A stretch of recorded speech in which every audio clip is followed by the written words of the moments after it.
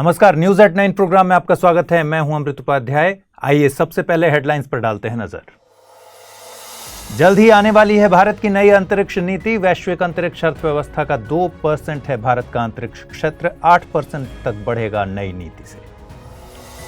NCRB ने जारी किए राजद्रोह के आंकड़े। सबसे ज्यादा मामले असम से, मेघालय, मिजोरम से एक भी मामला नहीं। और प्रधानमंत्री ने दी चिदंबरम पिल्लई को श्रद्धांजलि। स्वतंत्रता सेनानी थे चिदंबरम पिल्लई, दिया था आर्थिक प्रगति और आत्मनिर्भर बनने पर जोर।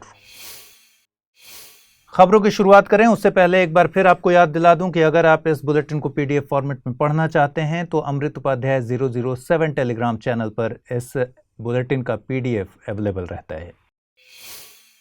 आइए शुरू करें खबरों को।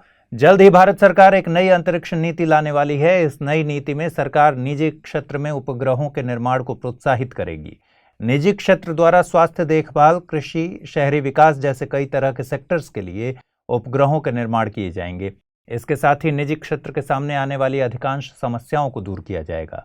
इससे ट्रांसपोंडर को लीज पर देना, लॉन्च व्हीकल के निर्माण और अन्य अंतरिक्ष आधारित एप्लीकेशंस बनाने में निजी क्षेत्र को आसानी होगी। भारत का अंतरिक्ष क्षेत्र वैश्विक अंतरिक्ष अर्थव्यवस्था का 2% है। नई नीति के आने से यह आंकड़ा 8% तक बढ़ सकता है। इससे पहले भी भारत सरकार ने अंतरिक्ष के क्षेत्र में निजी क्षेत्र की अहमियत समझी थी।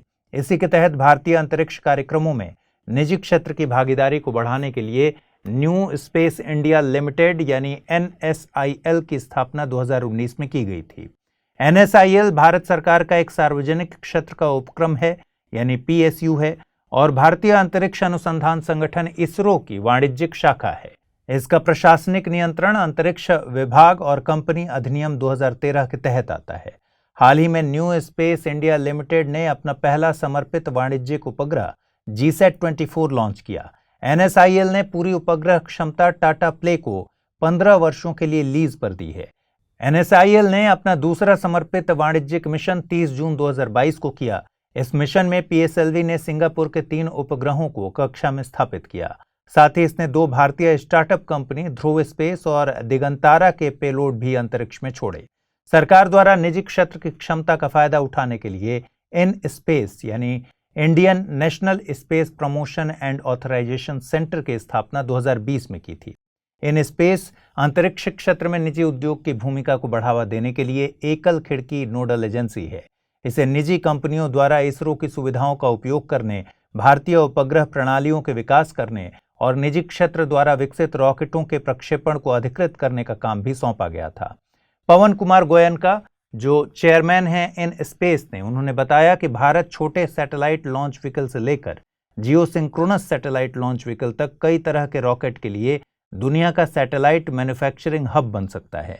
निजी क्षेत्र की भूमिका पर उन्होंने कहा कि स्टार्टअप कंपनी को तकनीक और इसरो के पारिस्थितिकी तंत्र तक पहुंचने में अधिक सरकारी सहायता की आवश्यकता है। नई अंतरिक्ष नीति में इन सब पहलुओं पर ध्यान दिया जाएगा।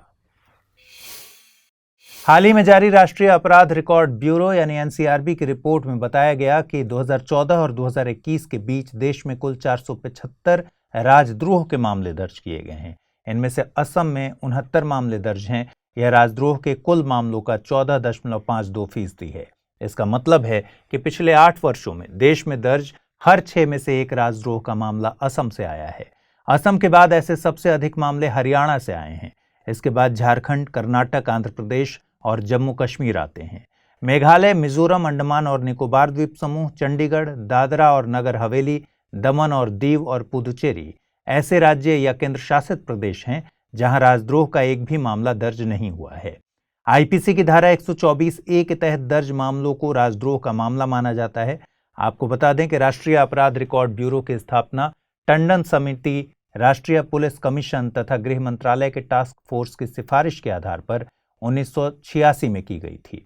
यह राज्यों और केंद्र शासित प्रदेशों में रिपोर्ट किए गए अपराध के आंकड़ों को संकलित और प्रकाशित करता है। NCRB के तहत राजद्रोह के मामलों पर डेटा 2014 से उपलब्ध है।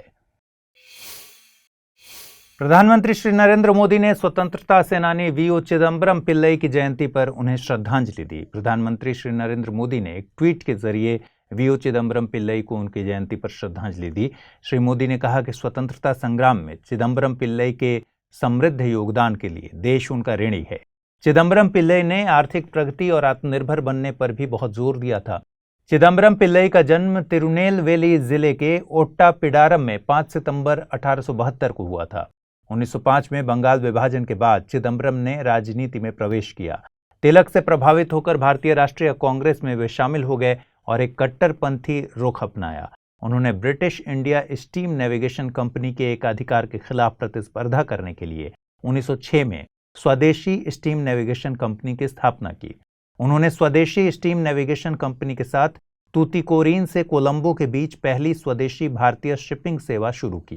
चिदम्बरम पिल्लई और सुब्रमण्यम शिवा के नेतृत्व में 1908 में कोरल मिल के श्रमिकों ने हड़ताल कर दी थी। हड़ताल कम मजदूरी और कार्य करने की कठोर परिस्थितियों के विरोध में थी। कुछ ही दिनों में चिदम्बरम पिल्लई के प्रभाव से मिल मालिकों ने मजदूरों की मांग मान ली। 12 मार्च 1908 को भड़काऊ भाषण देने के आरोप में चिदम्बरम पिल्लई और सुब्रमण्यम शिवा को तूतीकोरिन में गिरफ्तार किया गया था।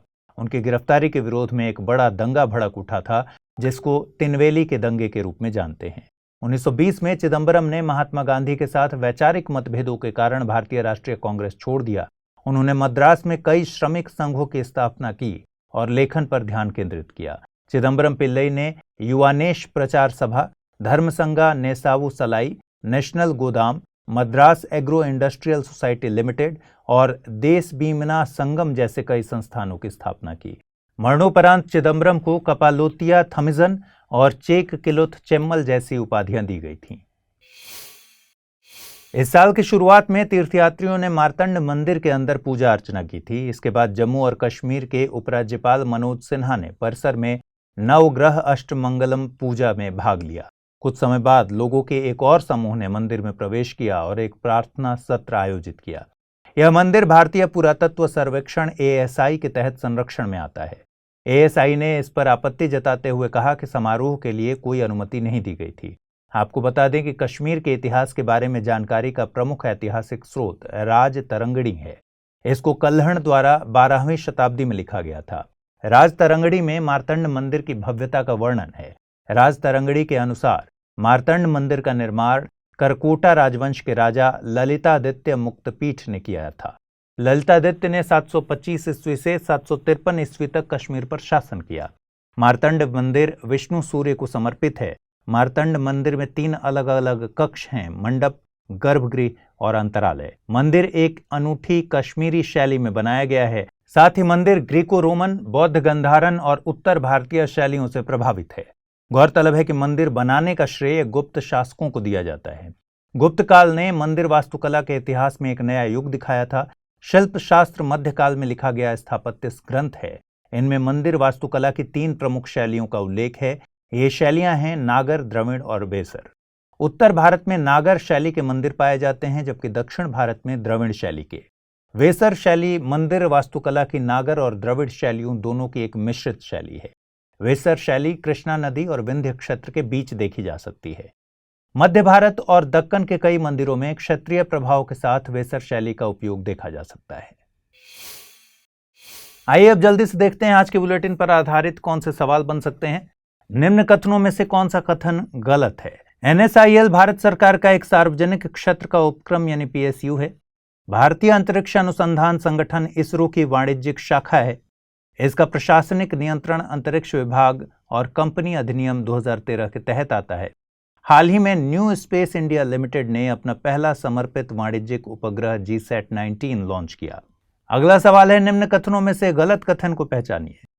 मार्तंड मंदिर का निर्माण करकोटा राजवंश के राजा ललितादित्य मुक्तपीठ ने करवाया था। मार्तंड मंदिर विष्णु सूर्य को समर्पित है। यह वेसर शैली में बना है। कश्मीर के इतिहास के बारे में जानकारी का प्रमुख ऐतिहासिक स्रोत राज तरंगड़ी है। आइए अब देखते हैं पिछले एपिसोड में जो प्रश्न आपसे पूछे गए थे उनके सही जवाब क्या हैं। सवाल पूछा गया था, हाल ही में भारत ने ग्रेट इंडियन बस्टर्ड और लेसर फ्लोरिकन के संरक्षण के लिए किस देश के साथ समझौता किया है? फ्रांस, नेपाल, भूटान या फिर UAE? सही उत्तर है ऑप्शन डी, UAE। अगला सवाल था, निम्नलिखित कथनों पर विचार कीजिए। COP27 का आयोजन इजिप्ट में किया जाना है। भारत ने साल 2070 तक नेट जीरो का लक्ष्य रखा है। नीचे दिए गए कूटों का प्रयोग कर सही कथन का चुनाव कीजिए। केवल एक, केवल दो, एक और दो दोनों, या फिर न तो एक और न ही दो। सही उत्तर है ऑप्शन सी, 1 और 2 दोनों। तो उम्मीद है कि आज पूछे गए सवालों का जवाब आप कमेंट बॉक्स में जरूर देंगे और साथ ही आपको ये प्रोग्राम कैसा लग रहा है इस बारे में भी जरूर बताएंगे। शिक्षक दिवस की आप सभी को बहुत शुभकामनाएं। आप सबके कई सारे मैसेजेस मिले हैं, उसके लिए धन्यवाद और आप सभी को भी बहुत सारी शुभकामनाएं। आज के बुलेटिन में इतना ही। कल रात 9 बजे फिर मुलाकात होगी नई खबरों के साथ। अपना ख्याल रखिए, ठीक से पढ़ाई कीजिए, अच्छे से तैयारी कीजिए। नमस्कार।